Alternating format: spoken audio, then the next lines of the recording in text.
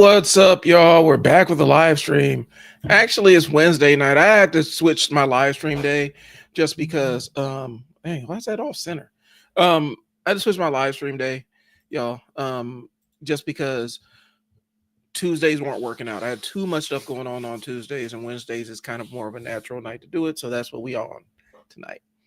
On tonight's live stream, I got a lot of ground to cover. There's a lot of stuff I want to chop it up about. And the reality is, I may not get through this entire thing. Because my ADHD was firing. I was doing a little bit of doom scrolling, stumbled across our favorite super villain. Like, she looks like some kind of super villain off of the Tick. We're talking about Laura Loomer, our favorite sometimes neo-Nazi, sometimes not. Like right now, she mad on social media because the racists that she brought in to the fold on the right are now banging on her because of her stances on Israel. Because the thing that, for some reason, I think it escapes people. I think it escapes folks is. And this is one thing I've always heard. I don't trust people that are racist against one group, but you cool. Like I don't buy that, because it's only a matter of time. I had in college, we knew a little white dude that was on that, where a dude was mad. Like, I didn't really mess with him like that, but bro was like super anti-Semitic. Like, he was sounding like some straight up Nazi, some little neo-Nazi stuff. He was talking crazy. And he's like, I don't like dudes. I don't mess with that, bro. Like, I don't vibe with, you hate this one group, but you cool with black folks, or you don't like black folks, but you cool with Mexicans. I don't buy that. And so she been Laura Loomer been banging on Jasmine Crockett and trolling and talking about all the ghetto black, like, just crazy, talking crazy to black folks online. And now them racists is on her neck, and she's like, there's too many racists in the GOP under the tent. You brought this on yourself. Have fun. She looked like bro from Tango and Cash, bro. The dude that, I'll pop his face up on the screen. But and matter of fact, I'll put them side by side. We're gonna look up Laura Loomer.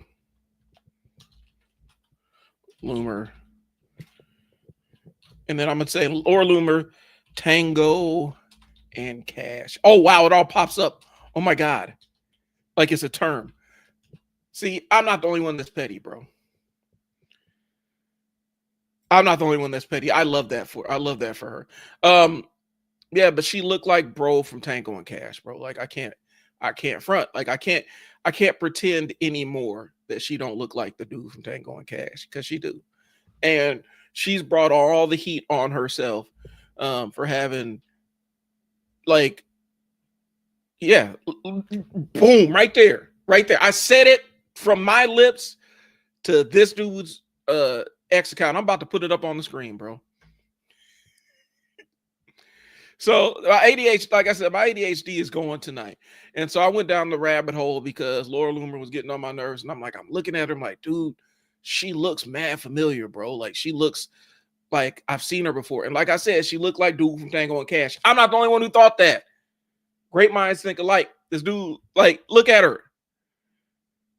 And she looks like I said, a super villain off the, remember the show The Tick, where they had these exaggerated super villains? Like, they had the dude with the chair for a head, chair face. She looks like she could be some exaggerated character from The Tick. Well, he's a comedy writer too. Hey, I thought I was cooking with that, bro. I thought I was cooking with this entire Laura Loomer looks like bro from Tango and Cash. I guess, there are no new ideas. Anyway, on to the show. Tonight we're gonna do a little bit of Ask a Dad. And I got a couple of other things. I need to get into comic book stuff, bro. I've had a rough week, and so I need to escape to my happy place, and that's ranting about comic books. But before we get into the comic book nerdiness, let's do a little bit of Ask a Dad. I'm still here taking questions. If you have questions that you want to ask a dad, anything, I'm a little bit older than a lot of the other blurs in the space, and so I have a little bit more lived experience, and I'm always eager to share. My background before I started my own business was I worked in all levels of working with kids and families and stuff. And so I've seen pretty much everything. And when I say pretty much everything, I've worked on the front lines of residential care, to case management, to manage family support workers, to building and establishing my own residential programs that have schools in them and stuff like that. I've done it all. And so I feel like I have a pretty informed perspective. I mean, I'm not the expert by any means. There's going to be stuff that you probably need to unpack with a therapist. But if you just want some quick advice, I'm here to give it. That's one. Two, I am going to be taking some of this to TikTok, bro. Facebook still, my war with Facebook is still ongoing. They still on they still on their BS.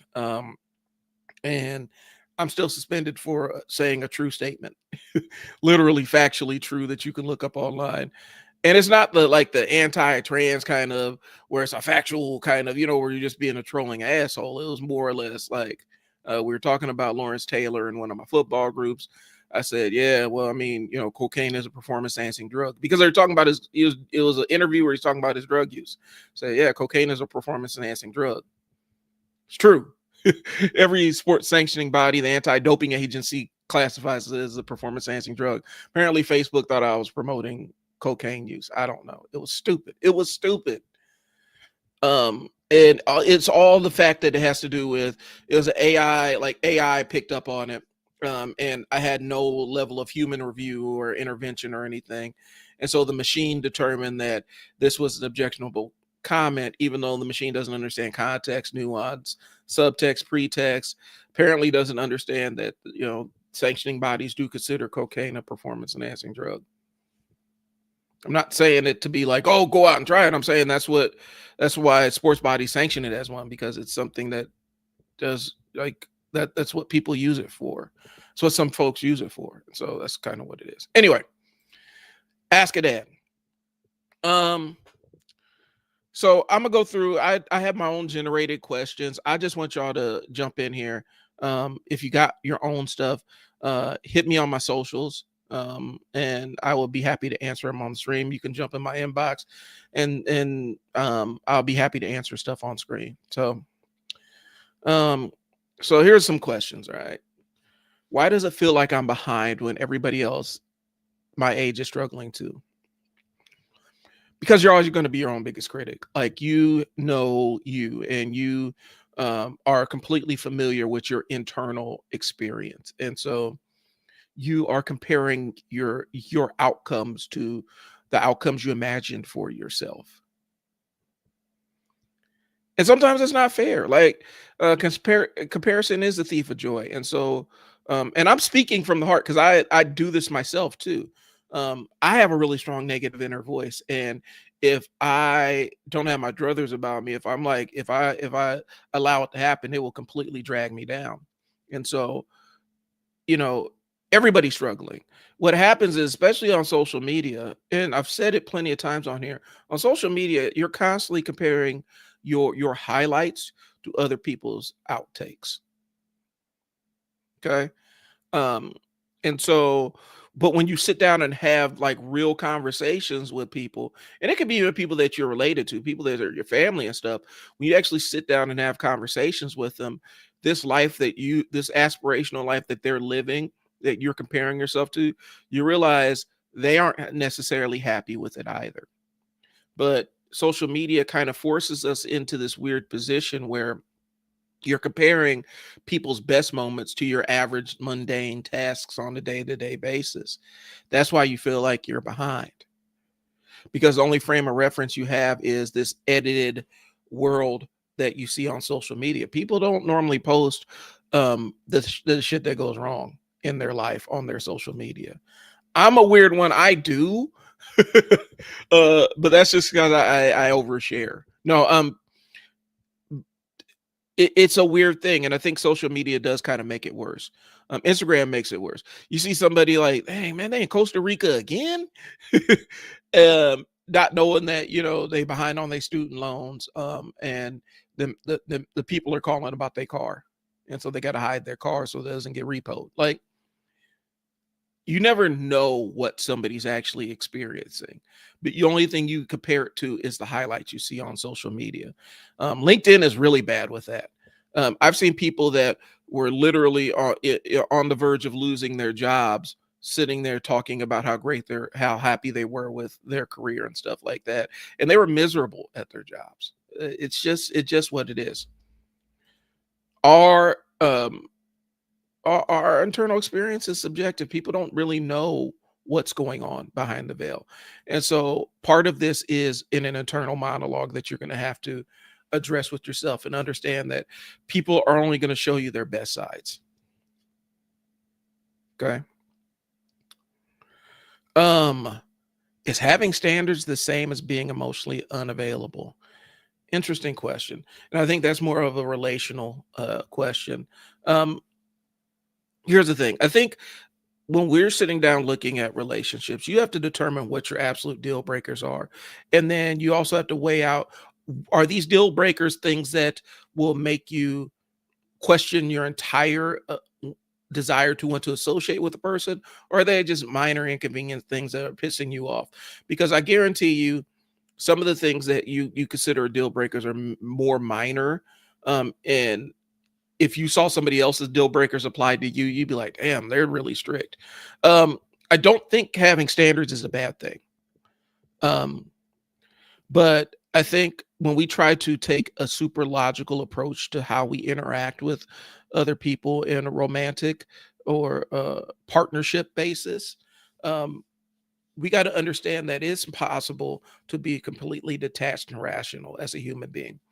I see dudes on there talking about, they do it turns into the gender war kind of thing, right? But the reality of the situation is, if you remove somebody's ability to have emotions attached to their decision making, they can't make decisions. That is a disability. You've disabled that person. It's a brain injury, like literally. um it has something to do with split brain confabulation and all kinds of other high-minded nerdy cognitive science stuff that I'm just recalling from a text I read years and years ago. But when you remove somebody's ability to utilize their emotions and incorporate that into their decision making, you basically disabled this person, because every decision you make is based on your emotions. And no matter how logical you think they are, at the end of the day, there's still some level of emotions that are in your decision making. And so when you're saying, if we're saying having standards, um, I don't think you should give up what your standards are, but at the same time, understand that sometimes you get in a relationship with somebody and you revise your standards because they mean that much to you. And a relationship is not always going to be a 50-50 thing. It's not always going to be that level of transactional. Okay. Sometimes one partner is going to be 80, it's going to be at 80, you may be at 20. Sometimes it may be 75-25. Sometimes it may be 60-40. And so this idea that you're going to be rational through your entire relationship is a relatively new invention. And I know people want to protect their hearts, but that's part of the gamble that you do when you interact with people in an intimate way. Okay. But being emotionally unavailable, I think sometimes people will utilize um, their standard as kind of a shield, because they're trying to protect opening up vulnerable aspects of themselves to somebody. And so they'll say, well, this is a standard I have, as opposed to, I don't feel comfortable broaching this with you yet. There's something in me that doesn't feel comfortable letting you into this layer of who I am as a person yet. And so we'll try to say it's a standard.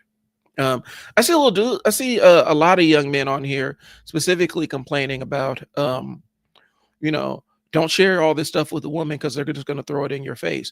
And invariably, every time you start digging, it's like, well, what happened was you bonded with this person.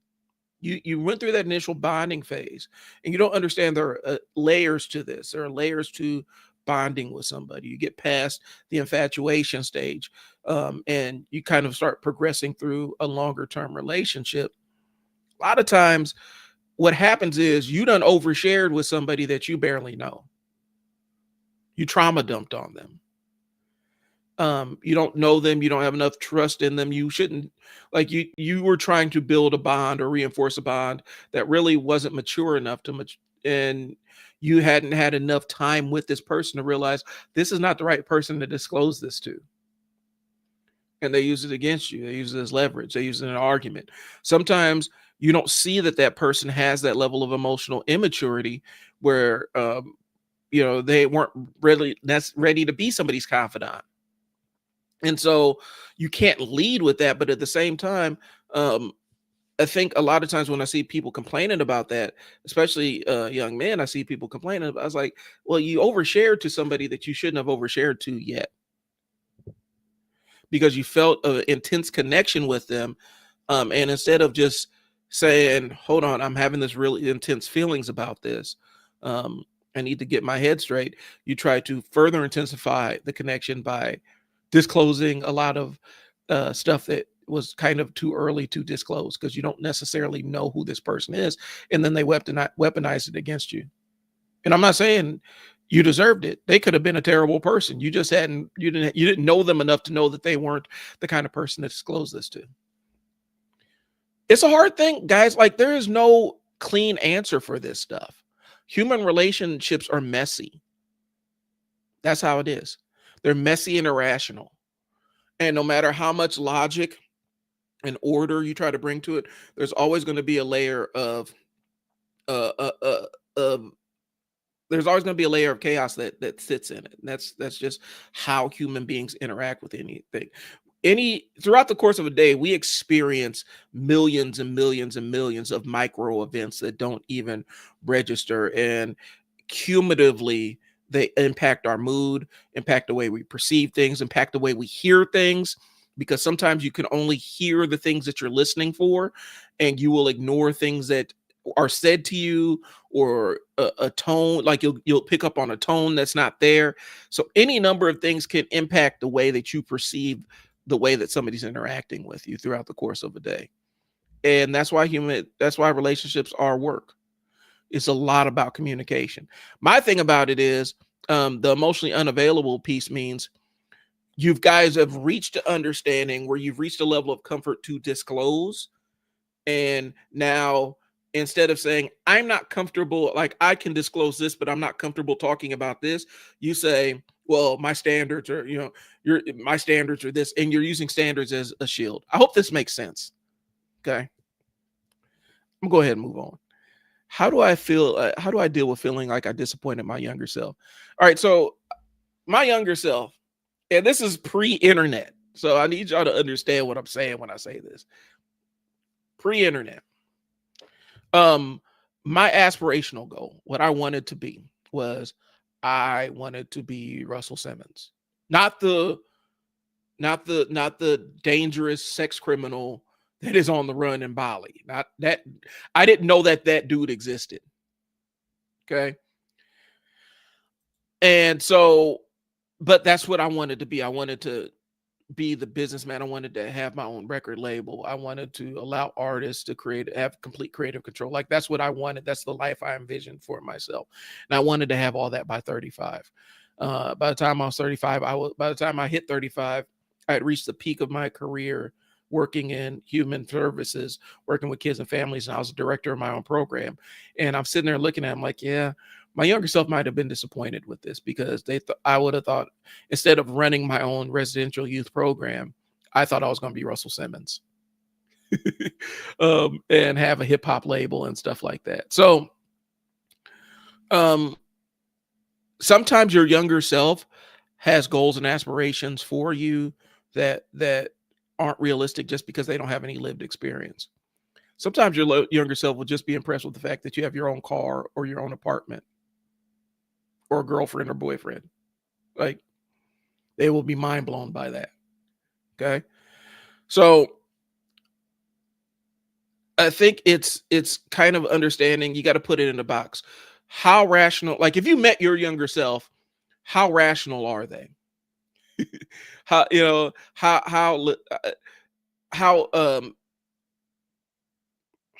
how grounded are they if you met them? Okay. Like I said, my 14-year-old self wanted my 35-year-old self to be a music mogul with my own record label. So I mean, come on, it is what it is. But yeah, I wanted to, like I said, man, I wanted to be Russell Simmons. I didn't know that like I said, it wasn't the sex pest Russell Simmons that we know right now. Um, yeah, we don't like that guy. Fuck that guy. But like I said, but this is before we knew how terrible of a person he was. That's what I wanted to be. So I think we have to understand that sometimes the imagine the like, because here's the thing. I had some terrible, like, I'm sitting there looking at the people I looked up to and some of the shit that came out about them as I got older. Like, I was a huge Bill Cosby fan when I was little. We had the Cosby Show. I had a lot of his records. Like, I used to listen to comedy albums. Like, I would buy people's comedy albums and listen to it. I would sneak and listen to my mom's Richard Pryor albums when I was little and put them on my record player. I loved listening to comedy albums. And so one of the things I thought I was going to be was a stand-up comedian when I got older, when I was really little. And then I was like, okay, well, I'm gonna be a stand-up comedian and a scientist. Okay. Well, then I'm gonna be a stand-up comedian, a scientist, and a music mogul. Like, I had all these aspirational things that I wanted to be when I was younger. And as I got older, it started narrowing down. And like I said, I wanted to be Russell Simmons. I'm sorry, I didn't know that he was a degenerate. I'm sorry, I didn't know that back in the 90s. He was everything when I was a kid. He was on Def Comedy Jam. He had his own clothing line. He was the dude that a lot of my favorite rappers were signed to. And so that's who I wanted to be. And so when I'm looking at who my 14 or 15-year-old self wanted to be versus where I'm at now, I'm a business owner, and my 14 or 15-year-old self would have been impressed with it. I didn't know at 14 or 15-year-old how difficult business entrepreneurship is, especially as a Black person in a city that's not necessarily aligned with successful Black people. I'm being dead honest. I live in a city where most of my most successful classmates have left this place. There was a huge Black brain drain in Omaha in the 90s. They got out of here and haven't really looked back. They show up at Omaha days and that's about it. There's a reason for that. And they're having success in other cities. I talked to the friends that remain. We'd say we would have been six-figure people if we would have gone to another city, a larger, more a city that's friendlier to Black folks. I got cousins that will not come back here. Like, they don't. You grew up here, like, yeah, it's nice to visit every once in a while. I don't want to. This is not a place I want to be. And so when I look at what the expectations my 15-year-old self had for my life, a lot of it was filtered through the lens of what a 15-year-old wanted. So yeah, I mean, sometimes you got to let go of the fact that your younger self didn't quite know all the dynamics of what went into things. That's fine. How do I feel? I mean, like I said, my younger self wanted to be Russell Simmons, and this is before we knew who he was. This was 90s era. So why do Black dads act like showing emotion is dangerous? Okay. A lot of historically, and this isn't, I could be disputed on this. I don't really care.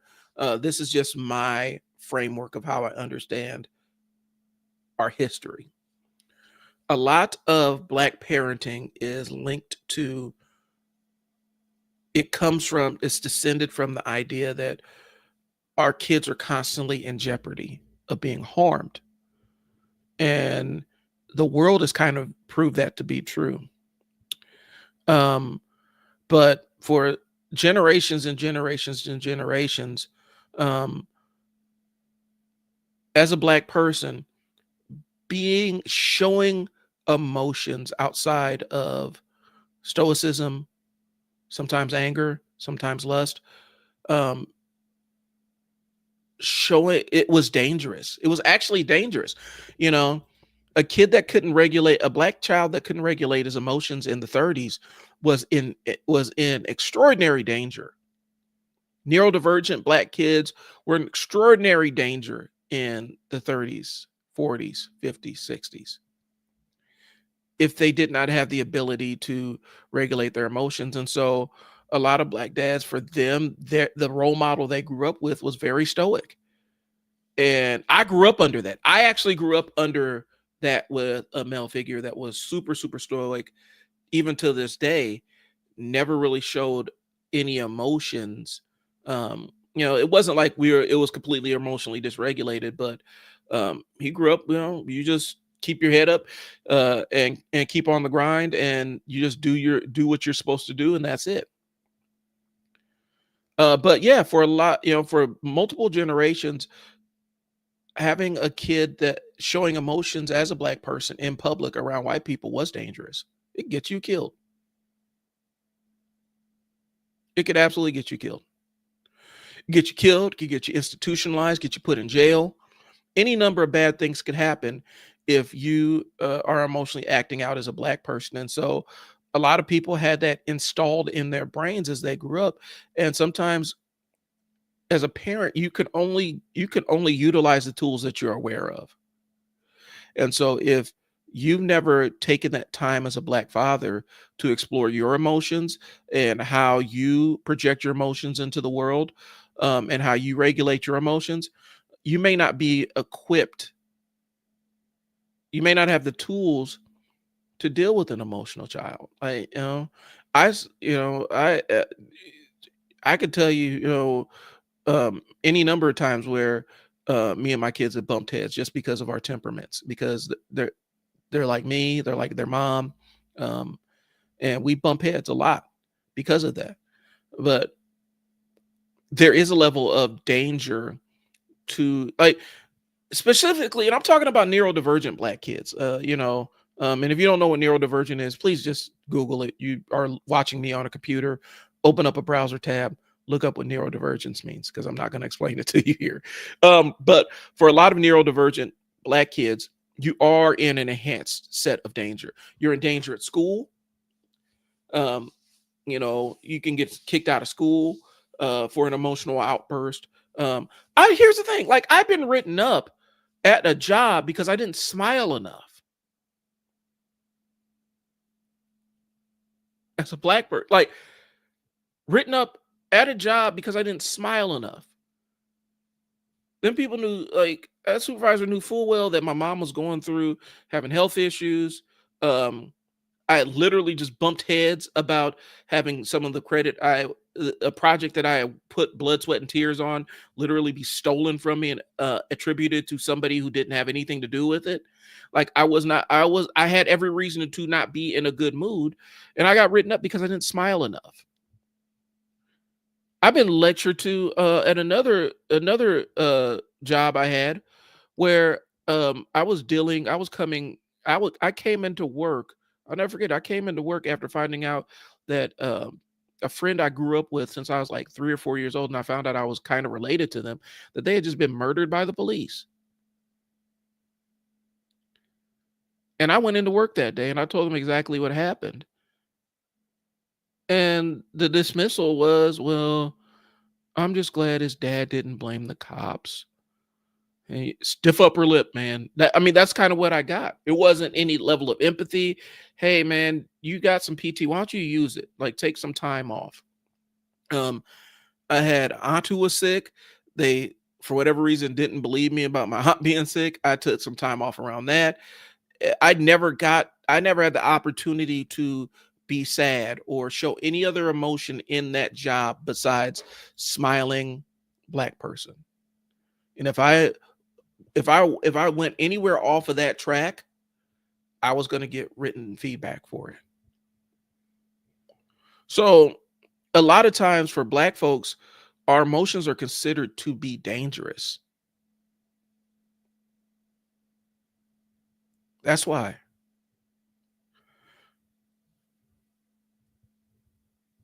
An emotionally dysregulated black young black male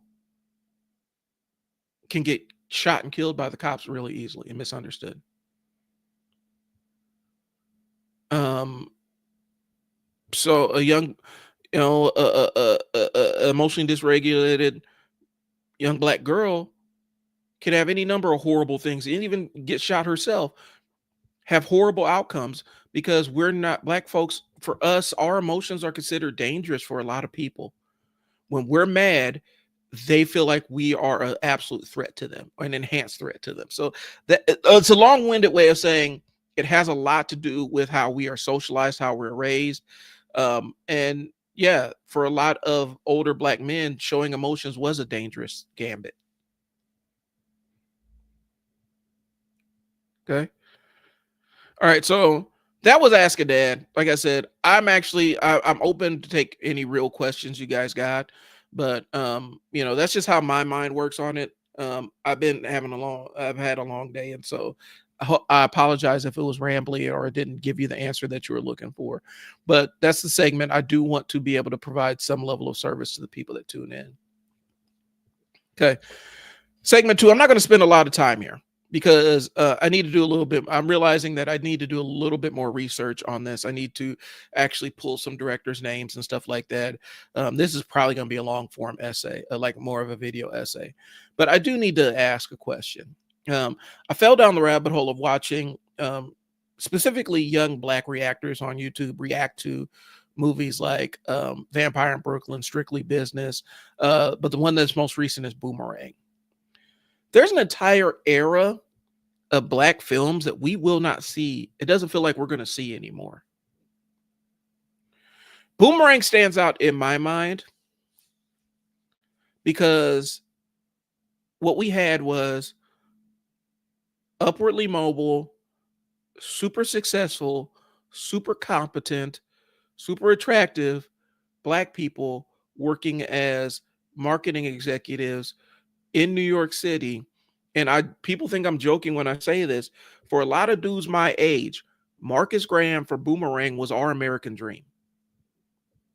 He was the material representation of what making it as a black man in America looked like for my generation.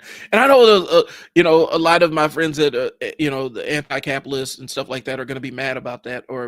But you guys got to understand, we didn't have this level of nuance in our media analysis that is available now, where we can deconstruct every single opinion that we have and compare it against, we can go read a book and compare it against written stuff. We didn't have that level of media analysis available. Okay.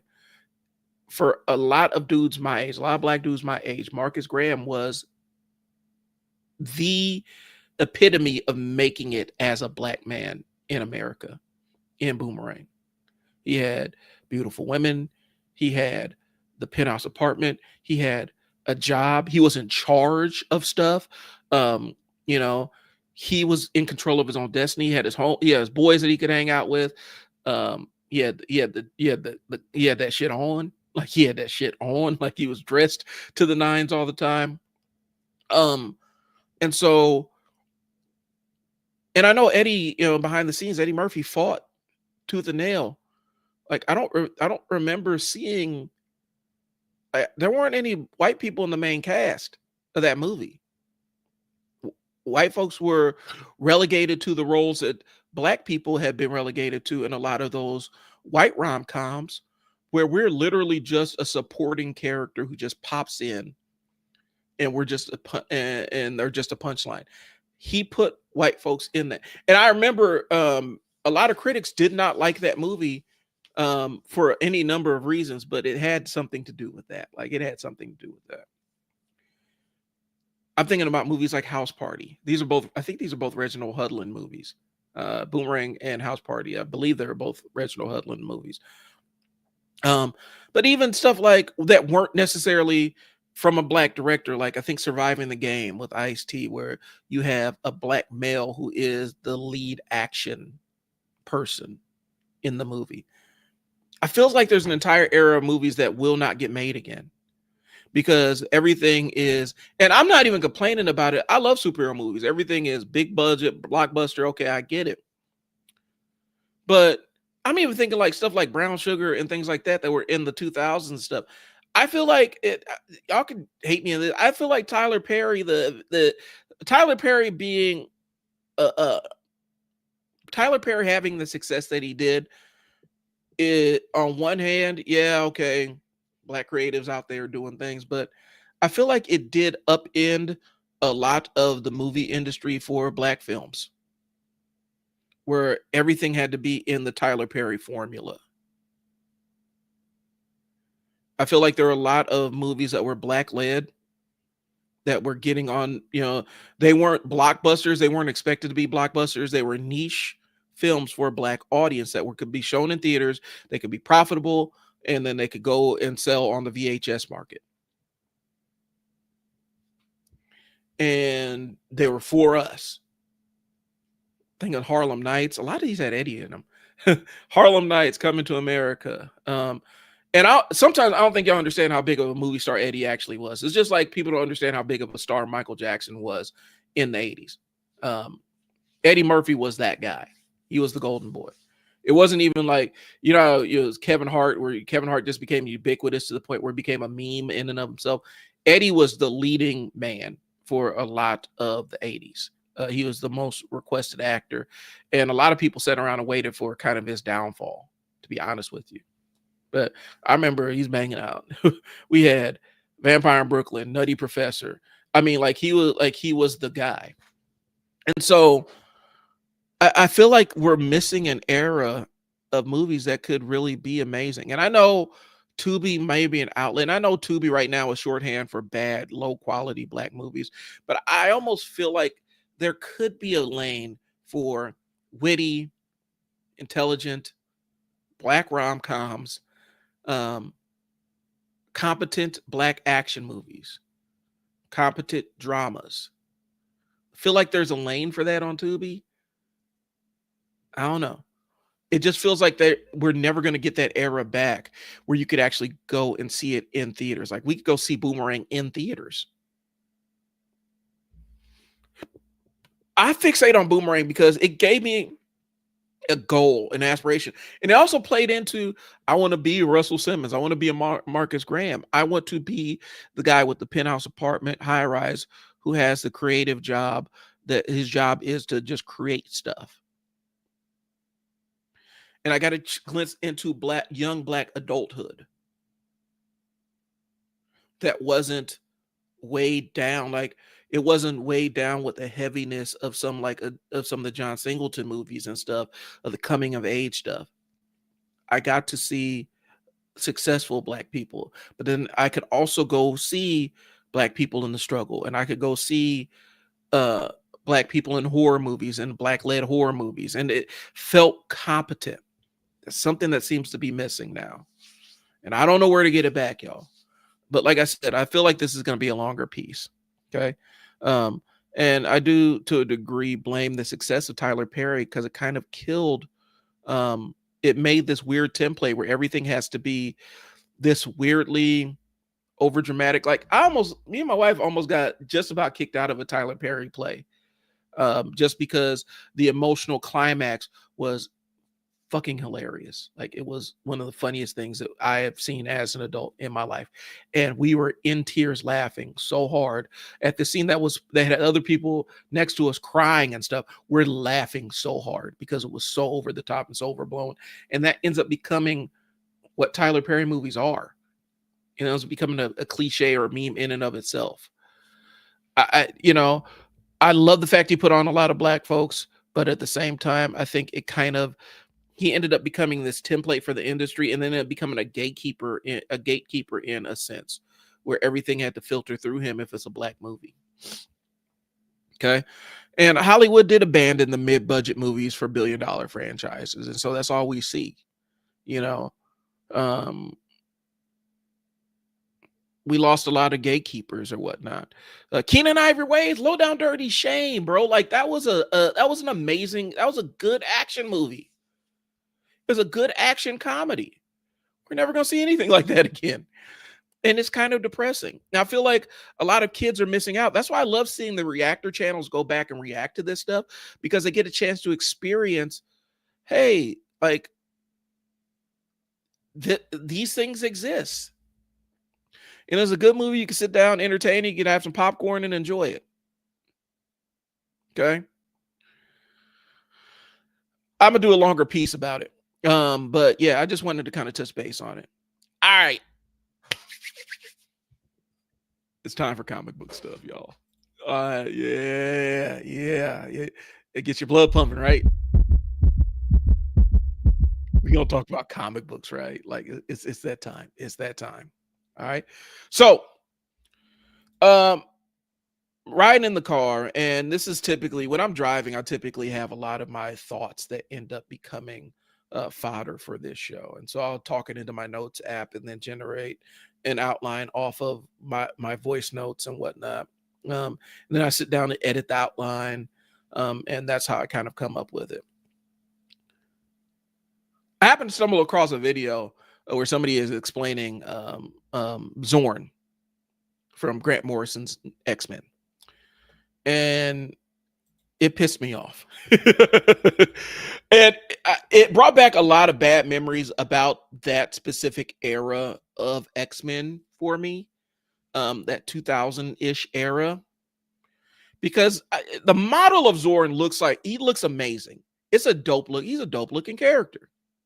Okay. Here's the thing. When Grant Morrison gets his hands on a thing, either it's going to be amazing or it's going to be confusing. And there's not a lot of room in between. And Xorn was one of those characters that was confusing as hell.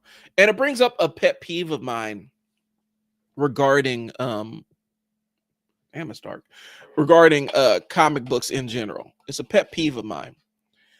I have a bias against characters that have vaguely defined powers. I don't like it. I don't like characters that have vaguely defined powers. We spend all this time establishing the concept of a superhero, but we can't explain what their powers are. I don't like superheroes where their powers are, well, it's pretty much whatever the writer needs to get themselves out of the out of the pit that they dug themselves into. Okay. I'm not against complex powers. I'm not against nuanced powers. I'm against really vaguely defined powers. Xorn is the poster child for this to me. There's a couple others, but Xorn typifies this for me. He's the archetyped. Oh my God. He's the archetype of this. Okay? In my mind, he is the perfect distillation of this vaguely undefined power. So let me run this down. Okay. Xorn was from Grant Morrison's new X-Men. Okay. And he has a star for a brain or a face or whatever. And in the short time that he was on it, they retconned, bro, like 7 different times. Like, I don't know what he was Magneto. Then he wasn't Magneto. Then he was Magneto. He's not Magneto. Then he's his own person. Now he has a twin brother. So let me run down his powers. Xorn has a power to heal. He can manipulate gravity, matter manipulation. Gravity manipulation makes sense. Gravity, star, blah, whatever. Okay. I'll deal with matter manipulation. Dude got a star for a nugget. Okay. Healing. I don't know what healing comes from. Stellar energy projection. Okay. Star for face makes sense. Black hole creation. Again, that makes sense. Psionic resistance. Okay. Energy absorption. Magnetic fields. Electromagnetic manipulation. Reality distortion. Death energy. Healing aura. Supernova level explosion. Low level cosmic awareness. And then there's a raft of other powers that this dude had. And it felt like it got to the point where they're like, okay, so what does the story need? And again, there's 2 Xorns. So there's another one. So one had a sun in his head and the other one had a black hole in his head. And it's Kuan Yin and Shin Xorn. I'm looking at the wiki right now. Kuan Yin, sun in the head. He had healing powers, electricity, magnetism, generation manipulation, teleportation via time space wormholes, gravity manipulation, telepathy, subsubstance, can cause his sun to turn into a black hole. Xorn, black hole in the head, healing powers. Why does he have healing powers? What about a star heals you? Teleportation through wormholes, gravity manipulation. It felt like he was this character he was literally anything. He could just do anything, whatever the plot demanded. And then the entire, well, he's Magneto. He's secretly Magneto. There's no internal rules. There's no limits. There's no logic. There's no consistent interpolation of this guy. He's just, ugh. You even see it. They don't even know what to do with him in the current X books. What can he do? Why don't you send him in every single mission? This dude obviously could do everything. He has whatever powers he needs. And there's no real explanation for it. Like, okay, if we say Mr. Sinister, we say Apocalypse. Apocalypse can alter his, he has molecular control, so he can basically grant himself powers. I'll accept that, I guess. Mr. Sinister, genetic manipulation, he can graft powers onto himself. I'll accept that because there's an explanation for it. Xorn popped up out of nowhere and was Magneto, but then he wasn't Magneto.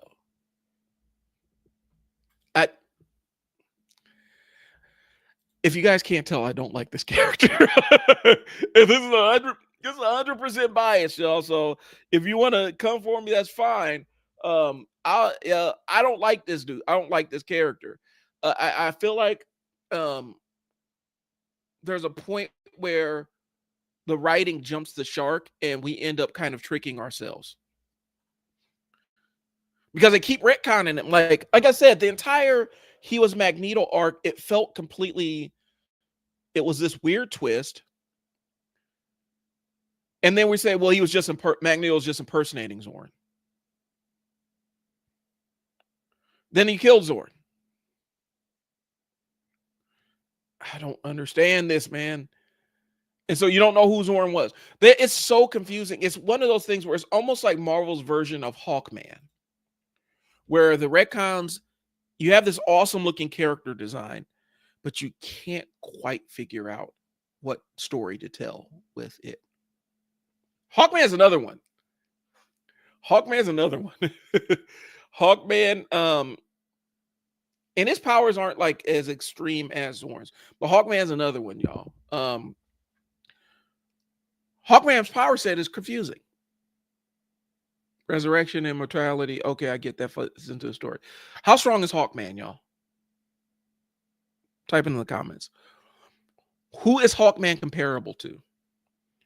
Street level, low level superhuman. Who is he comparable to? What are his powers? What does Hawkman do? I've seen Hawkman do so many different things in different comic books where I start to question my knowledge of comic books. And if you ever tried to go down the rabbit hole looking up Hawkman, good luck.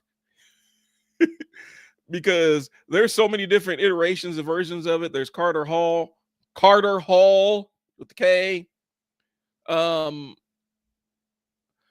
Hawkman's been so many different people. I'm on his wiki right now. I'm going to see what his powers and abilities are. So right now in the Prime DC universe, he was a priest in his past life, and he has the ability to bless mundane objects. He was able to convert water into holy water to kill a vampire. He was granted the ability to breathe underwater by Poseidon.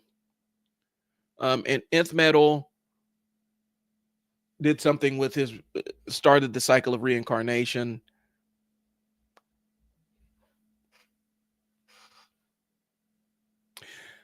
I'm reading this, and for all these years, I thought Hawkman was just slightly above superhuman strength level, and he could fly. But now in the comics, he has a blessing where he can make holy water. He has a divine empowerment where he can breathe underwater. Why? Because the plot needed it. That's what it is. And the reincarnation's always been consistent. I'll say that. But his abilities is expert combatant, weaponry, reincarnated knowledge, science, tactical leadership, and blah, blah, blah, blah. And he has a curse on him. Hawkman is one of the most confusing and confounding characters in all of comic books. And for whatever reason, DC has been trying to unfuck Hawkman's they've been trying to unfuck his entire story for decades. Every time they reboot the universe, they try again with Hawkman and fall right on their face because there is no coherent story with him. We don't know what his powers are consistently. We don't know where he ranks in terms of other superheroes. We're going to talk about that later. He just is displayed inconsistency. He's all over the place. He is like Xorn, where we bring him out he turned water into holy water to kill a vampire. What are we doing, bro? There's one more. Circe. I don't pay enough attention to the Eternals to have an opinion about Circe, but she just kind of crossed my feed. Official powers are transmutation. In practice, is illusion, shape-shifting, energy projection, mental control, teleportation. The boundaries really shift on the writers, but that is more or less an Eternals thing, where they all have baseline powers. It's just what they focus on the most, which kind of makes sense, what kind of doesn't.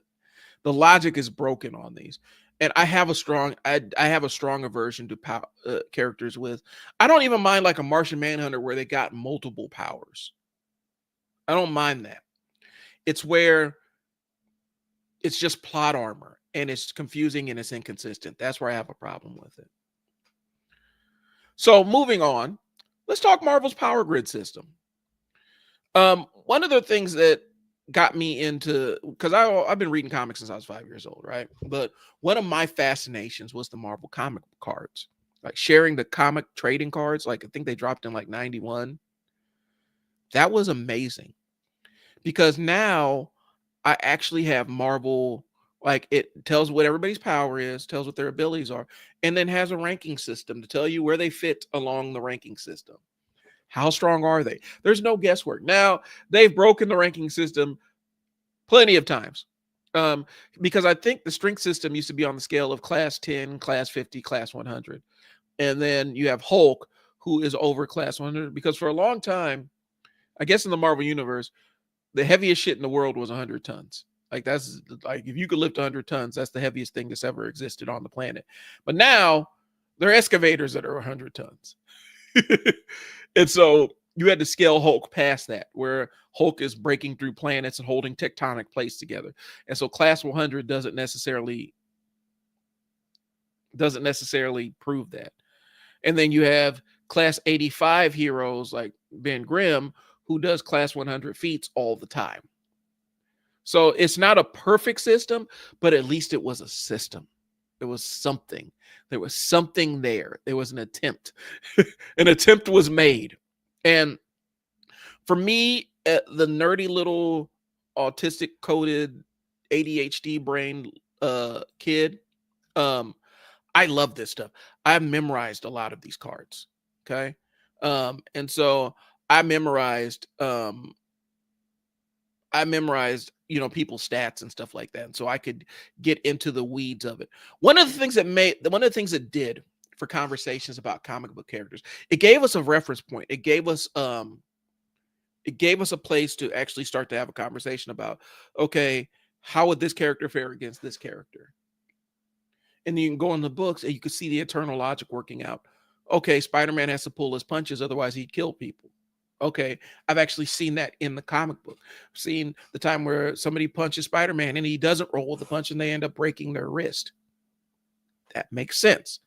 It aligns with what's on his with his durability and strength. Okay.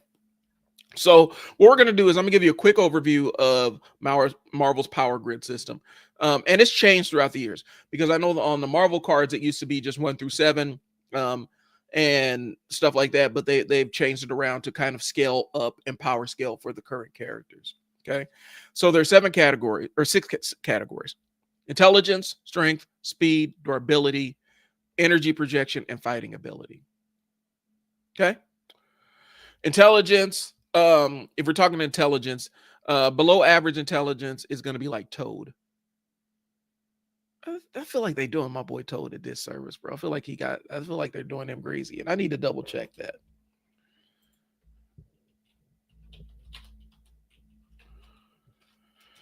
But below average intelligence, right? And so I feel like Toad kind of gets a raw deal. But that's what they have him scaled at, is below average intelligence. Like, no, man, that's not right.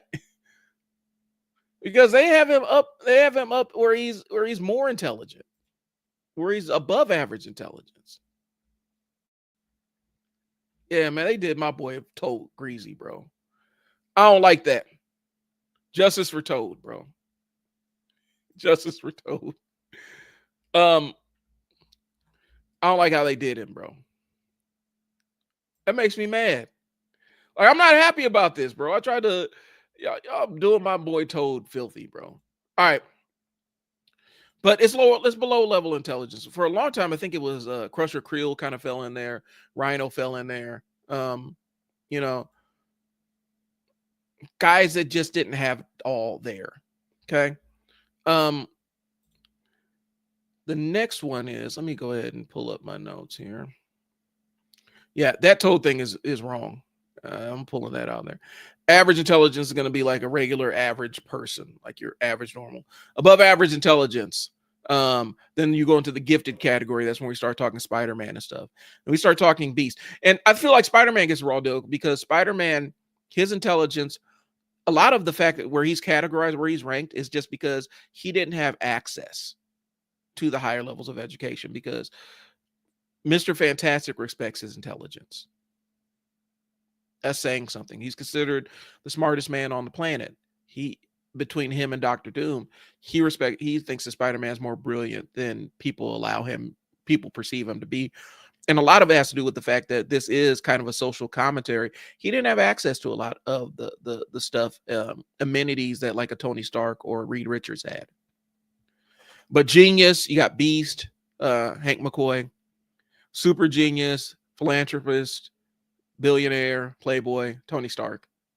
I mean, and Reed Richards falls in there. And then you have cosmic intellect, where they know everything. And that's more like the Watcher. A lot of these cosmic abstract beings are going to have that cosmic awareness, where they have a cosmic intelligence, where they know things that are outside or too grand for a regular human to grasp. Strength level. You got number 1 is weak, which is Aunt May, depending on who's writing. 2 is human, is Daredevil. Human is really interesting in Marvel, because Daredevil, I've seen this dude throw is like a 400-pound barbell. A barbell is loaded with 400 pounds of stuff. That is superhuman strength. I lift weights. That is superhuman strength. Hey, babe. Yeah, they got Daredevil classified as a human. And I'm gonna go too. I'm gonna pull up his thing. I'm gonna pull up his stats, because I need to double check it. Daredevil's thrown. I've seen Daredevil throw. Like, there's a comic book where he like threw a barbell that was loaded with like 400 pounds. That is absolutely superhuman strength. You're not walking into the gym and meeting dudes that can grab a 400-pound barbell and throw it at somebody. I warm up, like when I'm doing my deadlift, my warm up on the deadlift is 405. And then it goes up from there. I couldn't throw that if I wanted to. There's no way. And so when Marvel says human, I think human, if I remember the old cards correctly, human goes, double one's own body weight, all the way up to 800 pounds, if I'm not mistaken. And the way they classified it was ability to press over one's head. Okay. So yeah, they got him. They got strength as peak human. Yeah, this is inconsistent. And I know I'm dealing with the wiki, and the Marvel wiki is going to be a fan edited thing. They got Valeria Richards as a peak human strength, able to lift twice one's own body weight. That is really subjective because depending on how much you weigh, that's either kind of impressive or not very impressive at all. They got Captain America here under a peak human. Okay, I Captain America is low level superhuman, bro. Like he presses 800 pounds, and so that's low level superhuman. When I'm talking about a strict press over your head, that's a very very heavy weight. Being able to press 800 pounds is superhuman strength. I don't care who you're talking about, even in real life. But we're talking comic books, okay? And I am far afield, so I'm not gonna give you these. I'm not gonna even go through and do these. You know. So we got Peak Human, which is Captain America. Um, and I think they've changed some of these. Like from the comic cards, I almost feel like they changed some of this. Spider-Man is in the 10-ton range. Colossus is in 75-ton range, even though I think Colossus is graduated up. Thor is in the 100, is 75 to 100-ton range. Yeah. And Hulk is incalculable. I have Thor as incalculable too, just based on feats. And I do, if I'm confusing you, I have my own rubric worked out here. And so I'm comparing multiple wikias and multiple places where they have this information. Plus, I went through my old Marvel cards too. Speed. So speed goes through slow to light speed, essentially. Yeah, and so that's going to be light speed plus is almost going to be like teleporters. Okay. And so we got slow, normal human, peak human, enhanced, superhuman, sublight, and light speed. Durability um, goes from durability goes from 1 to 7 as well. And so I think I'm gonna start pulling these directly off the wiki because my notes are all over the place on this one. Okay. So durability is presented in the official Marvel handbook. So I'm going to go with the Marvel handbook's definition of this. Okay. And so one on the Marvel handbook is durability is weak. 2 is normal durability. So 1 is going to be like a frail person or maybe even a child. I would say Aunt May would fall under weak. Maybe somebody who's medically compromised or they have some kind of condition or something. Normal durability is your regular human being durability. Yeah. So wait a minute. Got 1 week. All right. Then we got enhanced durability, which is 3. This is going to be, and I need to get the definition. Able to recover and resist, able to resist and recover from bodily injury. Okay. Yeah, the wiki is all over. There's no damn way that Wolverine is a 3. 4 is regenerative. I almost have Wolverine under either regenerative or bulletproof. But regenerative, it sounds like what it is. You're able to regenerate from injuries that would be fatal for regular people. Your healing capacity is a lot higher. Bulletproof is what it sounds like, where bullets cannot penetrate you. Superhuman is you can resist pretty much just about anything. And then 7 is going to be indestructible or virtually indestructible. Okay. So I apologize if I confused y'all. I'm going to go based on what the Marvel handbook says, because some of these other sites are all over the place with how they do their ratings. All right. Let's see where we're at here. Let's do energy projection. This has always been an interesting one to me. Um, just because a lot of superheroes have, it is based on energy projection. That's what their power set is projecting different types of energy. And so when we go to energy projection, one is going to be they're like your regular person, like a regular human being. Like, I don't emit energy. I can't shoot anything out of my fingertips or eyeballs. Okay. Um, Two is going to be like on contact energy. Like, they could only connect, like Gambit. I don't know if Gambit falls under that though, man. I have a question about Gambit because his powers at the low end, he has to have physical contact with the things that he charges with kinetic energy. But at the higher end, he can do that without. Yeah, they got him at it too. Uh, he has to be in physical contact with it. So I'm guessing that that's what they got Gambit at. It feels like Gambit's ceiling should be a little bit higher on that. Hey, what I know. Um, Three is going to be more short range energy bursts, where it's kind of around in their immediate area, um, where they can blast people in their immediate area. I'm thinking like more like Iron Fist in that range. Um, but Iron Fist has done more. Four is medium range. Okay, so it's going to be a little bit further out than your regular area, whatnot.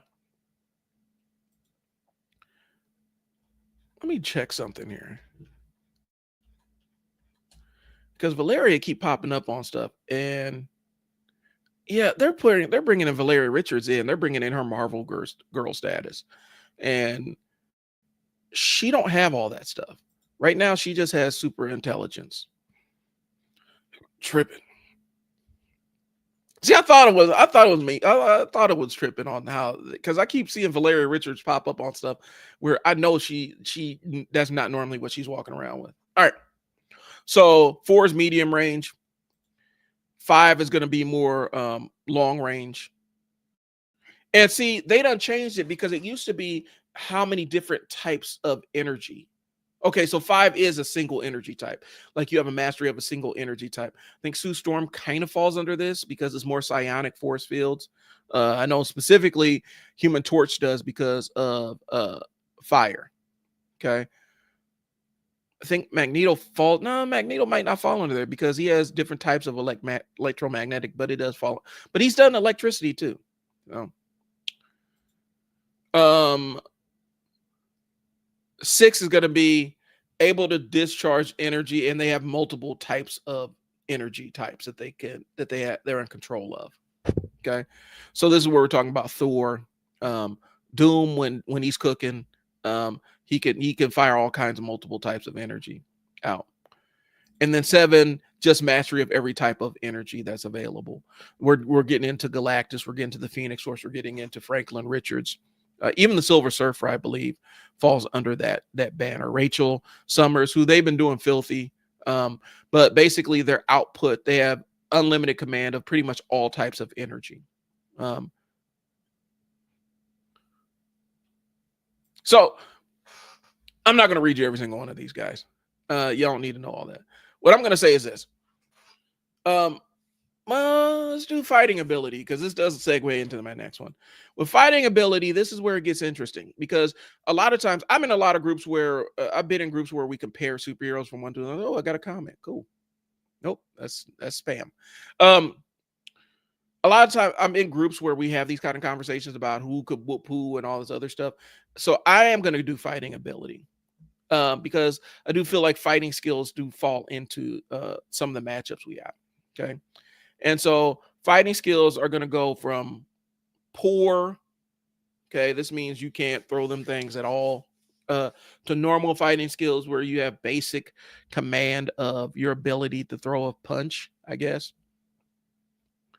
So proficiency in hand-to-hand combat is where it's poor. I mean, that's pretty self-explanatory. They can't fight. They ain't, they don't know how to squabble. They don't know how to squabble. Normal fighting skills are just going to be your basic untrained human being, or maybe a person with a little bit of training where they know how to throw a punch. They know how to at least defend themselves. 3 is going to be some training, like you've been trained. A lot of people in the Avengers have been trained by Captain America in basic self-defense. And so that's where you're going to find that. For some reason on the wiki, they got Apocalypse, and Apocalypse doesn't seem like he fits in here. We're talking about a warrior that's thousands of years old. Apocalypse can fight. I'm sorry. I just don't believe that one. Experienced fighter. So this is number 4. This is somebody that has a lot of experience and has training. Okay. And there's a difference to be trained, and there's a difference between having experience as it. There's a reason why if we watch Avengers, is it Endgame? I think it had to be Endgame. Or no, it's Infinity War. Avengers Infinity War. Hulk got his ass whooped. And there's a reason why Hulk got his ass whooped, because Hulk isn't like he uses it in the movie. He always uses overwhelming strength. And that was his advantage, but he couldn't necessarily fight. He wasn't necessarily a trained or tactical fighter. That's the reason why in the comic books, Ben Grimm can trade blows with the Hulk, because Ben Grimm is a pretty gifted fighter. He's an experienced fighter. He's a well-trained fighter. And so it allows him to punch above his weight class, because he actually knows combat. He knows different forms of combat. He knows judo, he knows boxing, he knows wrestling, jiu-jitsu, and stuff like that. And so he can apply it as somebody that's that can lift anywhere between 85 and 100 tons, and it allows him to punch above his weight class. So the Hulk, that's one of his that's kind of a limitation on him. As strong as he is, if he meets somebody that has kind of similar strength or even a little bit below it, he could struggle with fighting them until he gets pissed off enough to where his strength overwhelms their technical ability. The one that people underestimate is Cyclops. Cyclops will whoop your ass. Cyclops is a really gifted fighter. So this is having experience. So number 4 is experience, having experience and training. 5, this is going to be a master of a single form of combat. This is where you're going to find your Ben Grimms, where he's a very, very skilled boxer and wrestler. I think he even has 2 of them, but they got Black Panther. Kingpin will beat your ass. Bullseye, Daredevil. This is what you're going to find. Kitty Pryde. Kitty Pryde used to catch bodies, bro. I don't think people understand. Kitty Pryde used to catch bodies.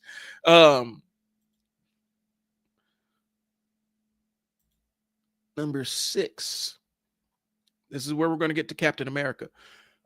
Master of several forms of combat.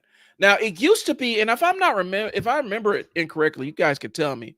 It used to be that like Captain America was at number 7, where he was virtually all forms of combat. But it feels like they added, and they've either readjusted and power scaled it, because Captain America used to be at the top tier of combatants in the Marvel universe, and now he's a tier below the top.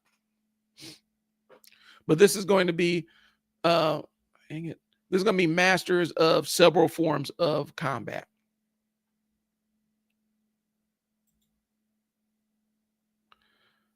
Nah.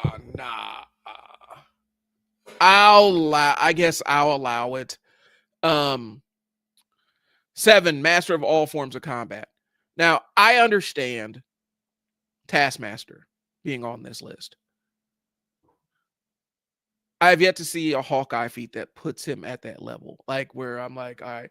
And Wolverine, I don't think that he is all forms of combat. I've always seen him and Captain America as peers when it came to that kind of stuff, but I could be wrong. Hope Summers.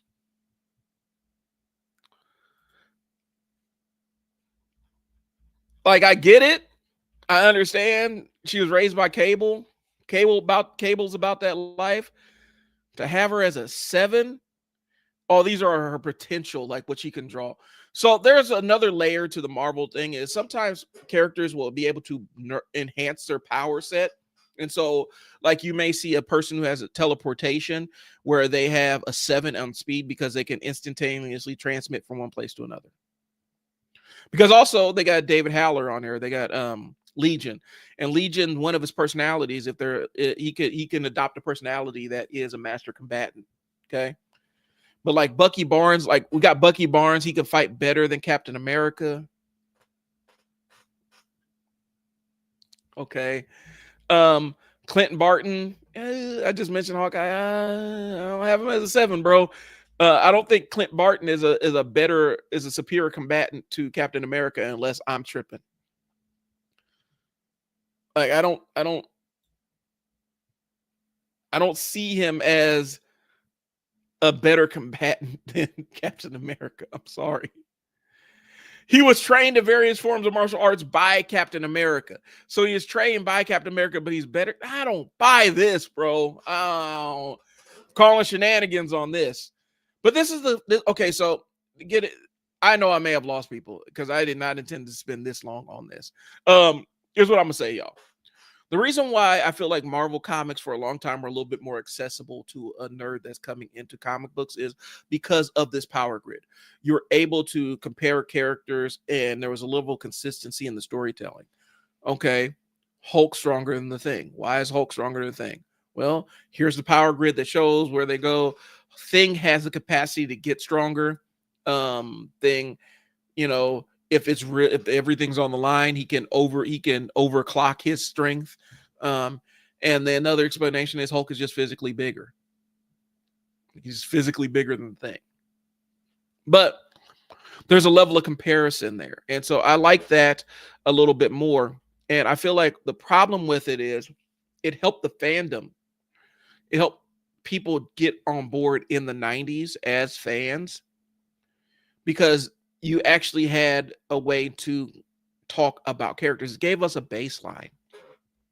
The Bates had structure.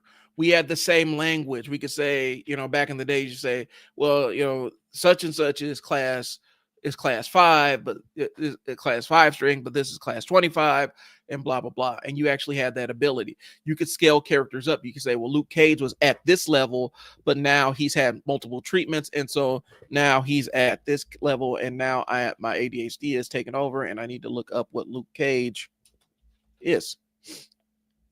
Because I believe he is at 5. I think he's like class 20 now. Might be no, I don't think he's class 50 yet.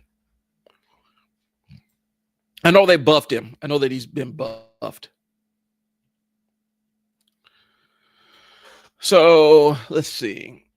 Luke Cage started out at 5 tons and he went up to 25 tons. Okay. But he's gone above and beyond that. Like he's done stuff that's above that. Anyway, there was a baseline to have this conversation. Like when I was younger, Marvel had the power grids. You could actually have a baseline conversation about where a character ranked compared to another character.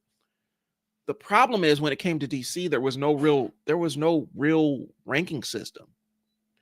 And so it was a little bit harder to be able to speak the same language because DC, and I think it had something to do with how they mythologized the characters. They wanted their characters to be kind of mythic figures, and so they didn't necessarily want to put ranks on them, but they did. And that's the thing. There is a hierarchy on DC side.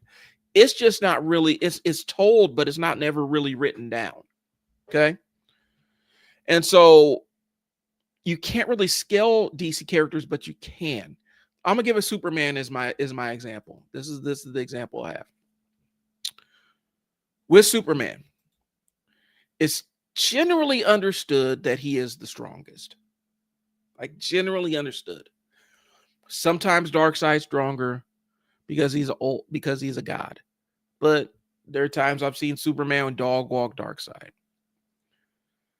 But then you got Superboy Prime. How much stronger is Superboy Prime than regular Superman? Then we have Wonder Woman. She's second. Or is it Martian Manhunter who's second? Or is it Shazam / Captain Marvel?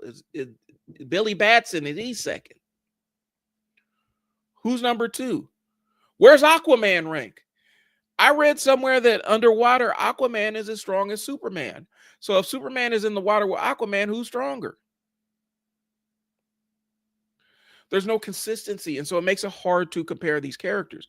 And I think it adds a layer of inconsistency to it because there is no cap. Like, I understand Superman has incalculable strength, and when they did the Marvel to DC crossover, Superman mentioned nobody had ever hit him as hard as the Hulk did up until that point in one of the early crossovers.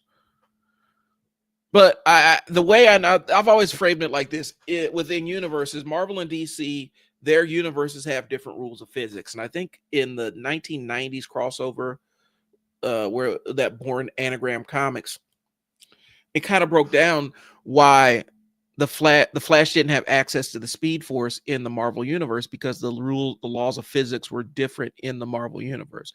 Superman's strength, the rules that allowed him to basically have reality warping level strength in the DC universe, didn't necessarily cleanly apply to the Marvel universe. Whereas in the Marvel universe, the Hulk has the capacity for reality warping levels of strength. And so they tried their best to explain it, but I always felt like DC's not really having a scale, but then kind of having a scale. It made it a little bit harder to get into books. I'd read, like, my holy trinity was Marvel, DC, Image. Marvel, DC, Image. No particular order. I read everything from all over. Okay. Let's talk about Deathstroke. Like, I've seen Deathstroke put hands on Batman. How strong is Batman? We say he's a peak human. I've seen Batman do superhuman shit. Regular people aren't lifting tons, bro. Like, I'm sorry. I think Eddie Hall might be close. The closest I've seen. I know the dude that played the Mountain, I don't know if he still has the deadlift record. But I think at the absolute peak where you actually have gear, for those that lift, you understand what I'm saying. Those actually have the gear, like the bench press shirt, and the other stuff. Yeah, you could see somebody deadlift 1,100 pounds at maximum effort. This is one of the strongest human beings on the planet. Batman's casually doing this at 220. No.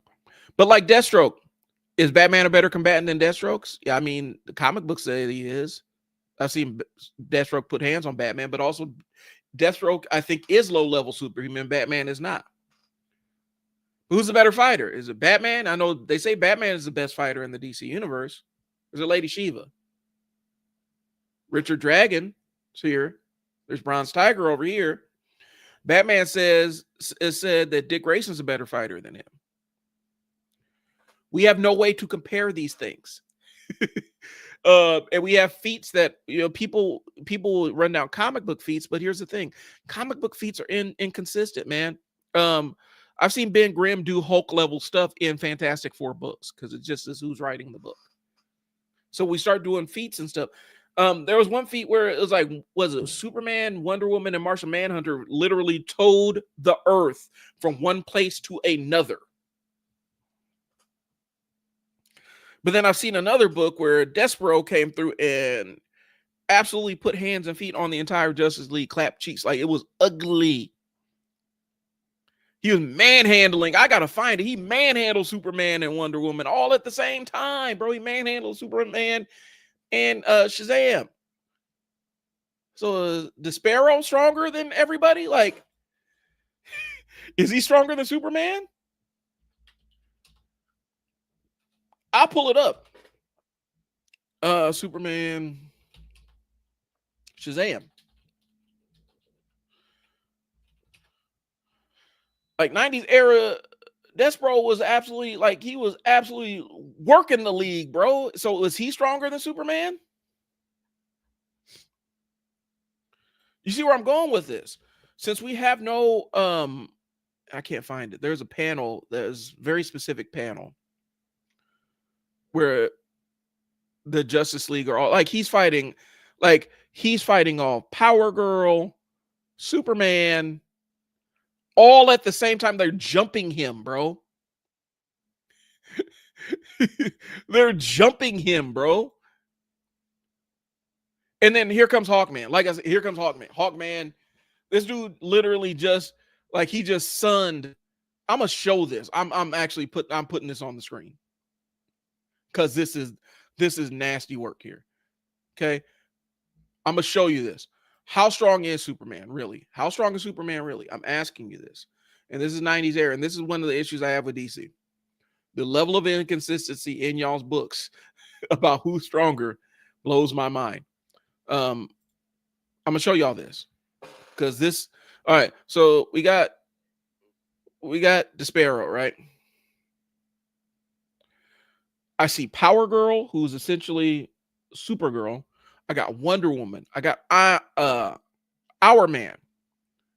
There's Shazam / Captain Marvel, and there's Superman, and they're jumping him. Look at this. Look at this. Hands and feet. Like he's whooping them, bro. It's not even close.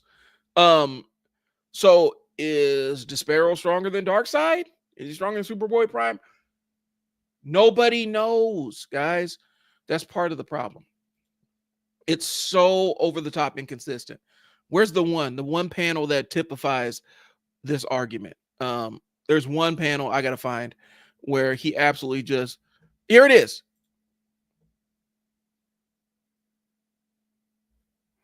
And then Hawkman comes in and smacks Despero around. The level, and I feel like it's somatic complaining, guys. I'm really not trying to be on that, but guys, come on, man. Open image, a new tab. I'm about to show this here on the stream. So how strong is this dude? And I know this is 90s era. I know that they probably retconned this multiple times. I know that they retconned the powers, but this is the thing y'all need to understand is this. This is from the era when I was actually really following comic books. Hopefully this is big enough for y'all to see. So this is him. I don't know who that is. I think that's Wonder Woman on the ground. This is him cracking Superman and Captain Marvel's heads together like little boys. Like little boys. And then Hawkman comes through and puts hands on him. What are we doing? What are we doing? That's one of the problems when it comes to power scaling for DC, bro, because it's so all over the place. They don't really have any level of consistency, and it's really writer driven. And that's not a bad thing. But when we get into the nerdy side of it, it makes it harder to build a community around it because it part of the fun of being a superhero comic book fan is comparing who would win in a fight. Okay. I watched Superboy Prime and it wasn't Final Crisis. Was it Final Crisis? Infinite Crisis. There's so many crises. In Infinite Crisis, I watched Superboy Prime slaughter almost an entire platoon of Green Lanterns. Then he walks through two Supermen, walks through them. They can't really do anything. They got to drag him through a red sun, and he still managed to beat one of the Supermen to death. And then the Green Lanterns were just able to show up and say, we got him. We're going to contain him now. We're going to put him in the science cells. Threat's over now. How? I understand he's depowered by the red sun, y'all, but come on. And then Hawkman. Hawkman is the one. Hawkman and Aquaman are the ones that absolutely just it's just hard because sometimes Hawkman is fighting on par with Wonder Woman. Other times he's just a regular ass dude. Where does he rank? Where I can look at like Captain America's fighting ability, even though I disagree with Bucky or Winter Soldier being higher ranked than a better fighter. I vehemently disagree with Hawkeye being a better fighter than Captain America. I am calling shenanigans on that. To the point where I almost want to get sign up and edit the wiki myself. There's no way that Hawkeye is a better fighter than Captain America, but at least I have a scale where I could say Captain America's fighting ability is this. So the person is this. Given if we're not utilizing any powers and it's just throwing hands, this person would win, this person would have difficulty. Like, it makes it easier to form these little battles that comic book nerds do. When we, in the absence of that, it gets very difficult. And then you have DC fans that will sit there and try to argue with Marvel fans, like, yeah, man, Batman will come put hands on Moon Knight. Like, hey, man, let me explain something to you. Moon Knight, depending on the cycle of the moon, Moon Knight is anywhere between an enhanced human to superhuman. Lift up to 2 tons, he will pulverize Batman. Or the one that blows my mind the most is, the Batman fans will, and I'm a Batman fan, but Batman fans will say, well, he gives Spider-Man, he's not giving Spider-Man difficulty, bro. Please stop the cap. It's not happening like that. Spider-Man is stronger, faster, more agile. He could literally punch Batman's head clean off of his shoulders before Batman could even register what happened to him. Stop it. Batman at his peak can lift a ton, I think. Spider-Man can casually lift 10 tons, and he's gone up to 25 at times. That's where it becomes difficult to have these conversations. The Hulk versus Superman conversations are always really frustrating. And a lot of times it boils down to what universe are they fighting in. If they're in the Marvel universe, we got to go by what the rules of the Marvel universe are, what the physics rules of the Marvel universe are. If we're in the DC universe, we have to go by what the physics of the DC universe are. Hulk has incalculable strength, but he has to get pissed off enough to access it. Where Superman has that baseline strength, and his strength is almost like it's based on what his determination is and whether he feels like he can cut loose without destroying the planet. And so on one hand, you have a grid that you can kind of loosely power scale people. And then on the other hand, it's just absolute chaos on the DC side. It makes it fun. It does make it fun. But then you have weird panels where some writer who loves Aquaman decides that Aquaman is just as strong as Superman in this specific case. And you're like, nah. And the writer's like, yeah, in this comic book, Aquaman is, he can handle Superman. It's like, okay. Whatever you say. So I think what the bigger point I'm getting to is the core of the argument is DC mythology works in stories. It doesn't necessarily convert to when we're conversing about the heroes and doing the thing that comic book fans do, where we pit the heroes and say this person could fight this person, and we compare the heroes to one another. Okay, since there's no baselines, okay, it really depends on who the writer likes at the time. Like I said, the Moon Knight, for me, it's Moon Knight versus Batman. Moon Knight is low-level superhuman depending on cycle of the moon. He could be peak human to low-level superhuman. Batman is peak human at all times.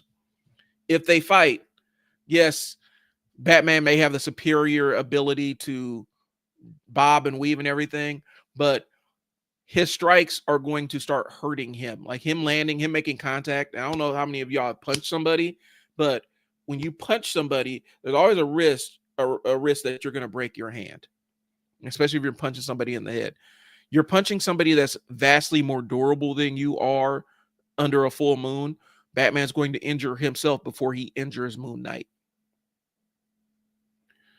And he can't physically harm him. Same thing with Black Panther. Depending on the situation, Black Panther can be low-level superhuman.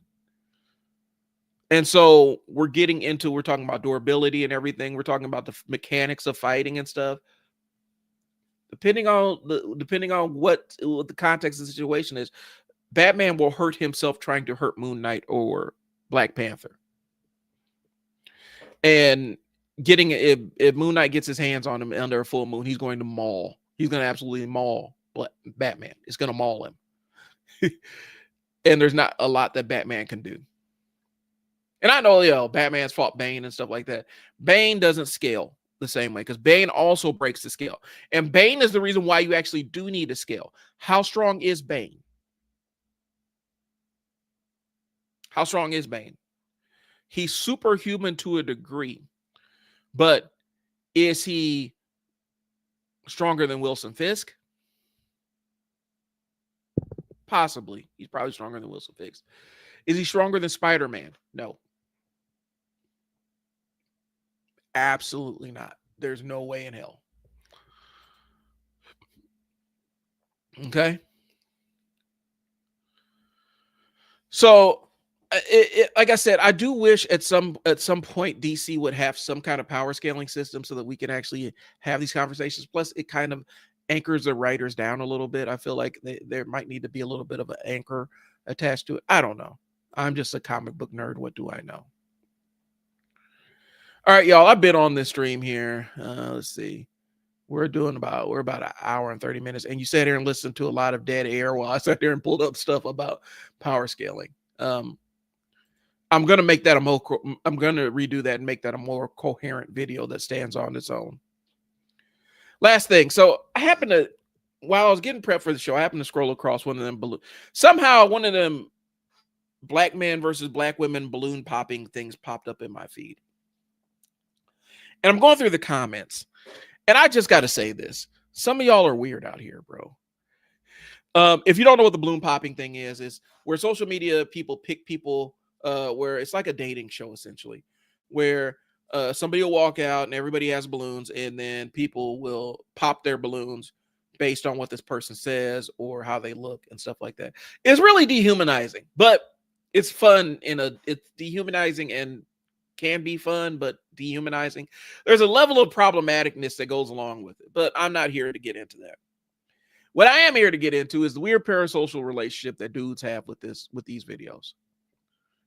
And I'm saying dudes, I don't know if it's just a male phenomenon, but it's the ones that's mostly what I see, so that's what I'm going to speak to. I've seen dudes on these balloon popping things get mad on behalf of dudes, on behalf of strangers they'll never met. They get mad, like they'll get mad. How dare she pop her balloon for this guy I've never met before? He seems like a great guy. She should absolutely pick him because of what? You would pick him? You want to date the guy? I mean, it's weird. It's a weird parasocial kind of thing. They'll get mad on behalf of absolute strangers. They'll get offended that strangers get rejected. And then they start insulting the woman. Or the other end of it is they reject women that don't even I wouldn't pick her and blah blah blah and blah blah blah. You're rejecting a woman that doesn't even know you exist. She doesn't know you are a person. She doesn't know you exist, but you're rejecting her. Why? I've seen dudes do it on social media with celebrities all the time. Yeah, man, I don't know, man. I wouldn't get with her, but shoot, man. Like, she doesn't even know you exist, bro. If she acknowledged you in public, you would be thrilled. You'd be telling all your boys about it. It's a really weird kind of anger that comes out with this. And I think it is kind of an internalized thing because, some do, like, for the rejection hurts. It's not a fun feeling to go through, being rejected by somebody that you see that you're attracted to. But these dudes internalize it, and it's a weird level of empathy they're extending to complete and utter strangers. Just a weird thing. I don't know. And I think the reason why the content does so well is because it really does touch, it really strikes on something really primal in some of these guys, where how dare she reject him kind of stuff. They identify with it. Hurts by proxy. And then they reject women preemptively as part of this parasocial fantasy. I don't understand it. Here's the bottom line. You're getting mad on behalf of strangers who got rejected in a video you weren't in. Like, go play with your kids or something, right? Go play with your kids or something, bro. Like, it's not that deep. Anyway, I'm gonna wrap it up here, guys. I do appreciate y'all hanging out with me. One of these days I'll be back on Facebook. In a couple of weeks. I am gonna start trying. Next week I may just try to take this over to TikTok and see how we do. And engage that audience, because I haven't done a live stream over there since I botched the last one. So If you got anything for Ask a Dad, go ahead and shoot it to me. I would love to be able to have those kind of conversations. I want to make this something that has some utility. And that's all I got, y'all. I do appreciate y'all. You can follow me I'm on TikTok. I'm, of course, on YouTube. I'm trying to be on Facebook, even though Facebook is playing games with me. I do have a Substack that I'm trying to build out. And I'm probably going to be starting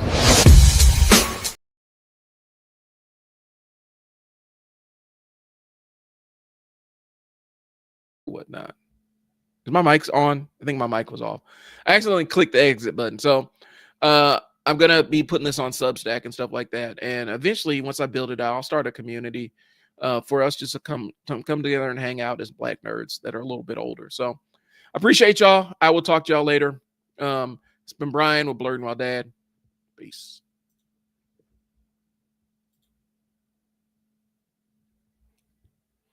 Peace.